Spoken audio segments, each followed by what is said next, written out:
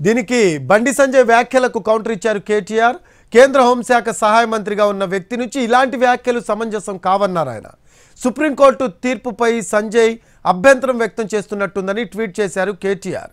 బండి సంజయ్ వ్యాఖ్యలను సుప్రీంకోర్టు ప్రధాన న్యాయమూర్తి కోర్టు ధిక్కార చర్యగా పరిగణించాలని కోరారు కేటీఆర్.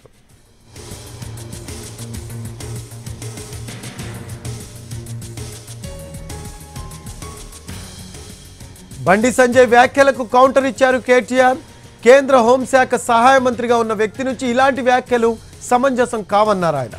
సుప్రీంకోర్టు తీర్పుపై సంజయ్ అభ్యంతరం వ్యక్తం చేస్తున్నట్టుందని ట్వీట్ చేశారు కేటీఆర్. బండి సంజయ్ వ్యాఖ్యలను సుప్రీంకోర్టు ప్రధాన న్యాయమూర్తి కోర్టు ధిక్కార చర్యగా పరిగణించాలని కోరారు కేటీఆర్.